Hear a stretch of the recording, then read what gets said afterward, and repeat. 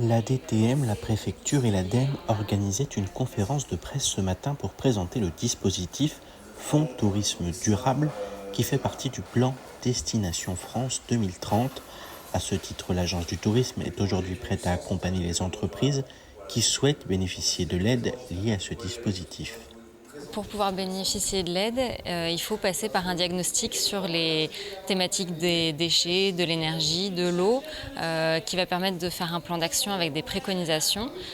Donc tout ce qui va permettre de faire des économies d'énergie, de réduire ces déchets, de favoriser les circuits courts pour pouvoir faire la demande d'aide financière et réaliser les investissements nécessaires.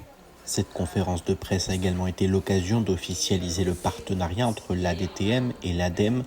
C'est cette dernière institution qui aura à charge d'accompagner les entreprises volontaires vers un respect du cahier des charges du dispositif. Au niveau de la DTM, nous avons recruté un chargé de mission dédié exclusivement à la mise en place de ce fonds, de façon à ce qu'il puisse accompagner de façon individuelle les professionnels éligibles, à savoir les hébergements touristiques et les restaurateurs.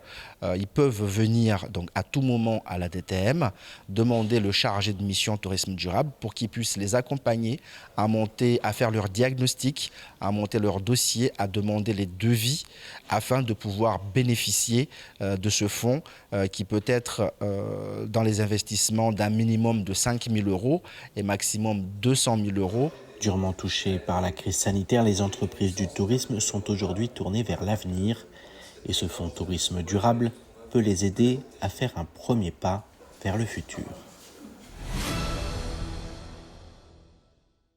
Notre projet, j'ai la faiblesse de le penser, a soulevé beaucoup d'espoir. Malheureusement, on n'a pas pu transformer l'essai, en tout cas pas cette fois-ci.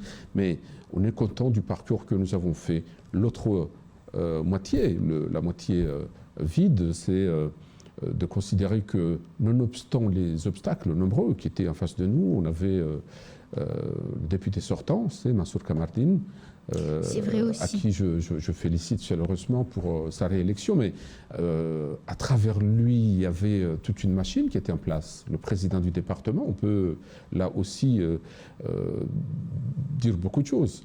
Est-ce que c'était la place d'un président du département, de tous les Mahorais, de prendre position à ce point-là pour un candidat, fût-il de son camp? Je pense, moi, que lorsqu'on est président du CD, on n'est pas le président d'un clan, mais enfin, ça c'était un autre débat. Mais il y avait également le président de l'Académie, le maire de Mamoudzou, les trois principales collectivités de ce territoire qui sont en face de nous.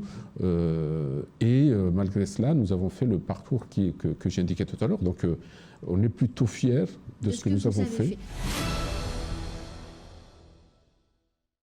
Le sous-variant Omicron BA5 a été détecté lundi à Mayotte.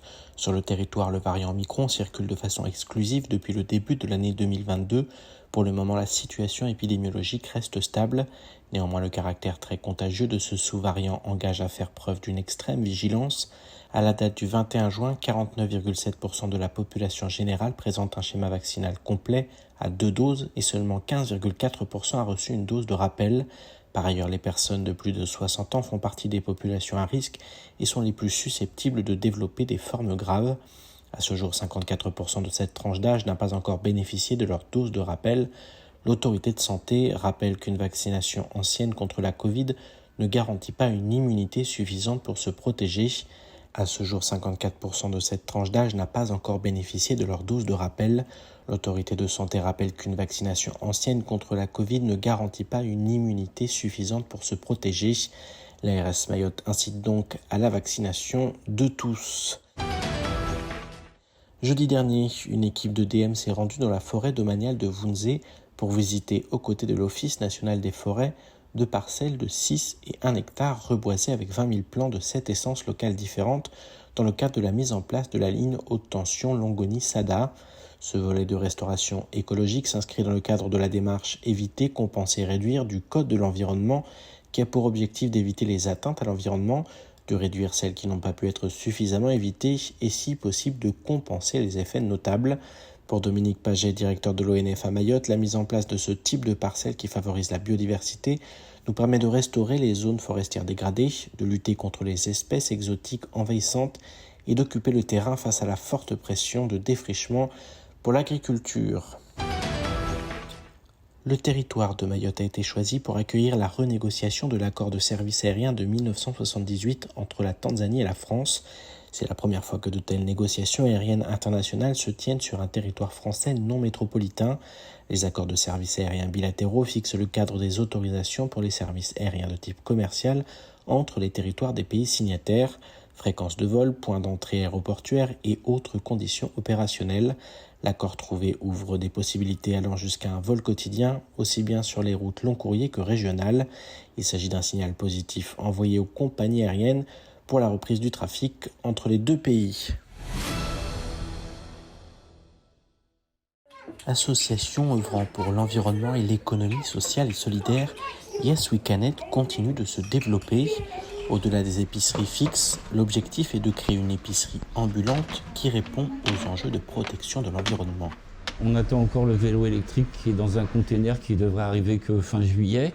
Mais au-delà de ça, ça sera un équipage, on va dire, d'un triporteur avec une remorque et d'un vélo avec une remorque qui auront de l'épicerie et des matières premières dans leur remorque et qui récupéreront les canettes sur le même principe. Mais il y aura aussi une participation via l'agrément qu'on a de Andes et l'appui du conseil départemental pour avoir des bénéficiaires qui relèvent des UTAS du département.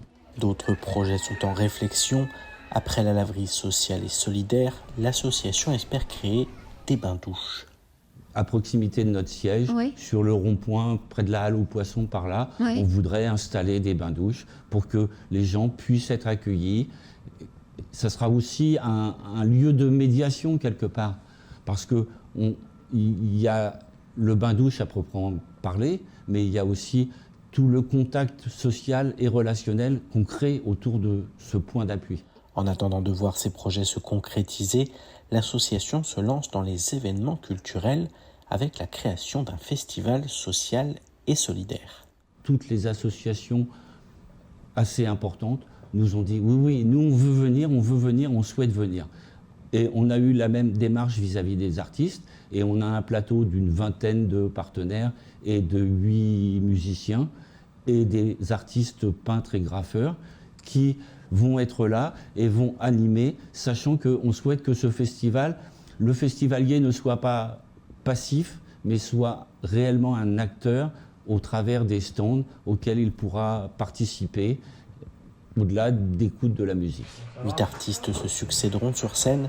Seront également présents 22 stands éco-interactifs, un forum où il sera possible de poser des questions et de réaliser des projets en direct.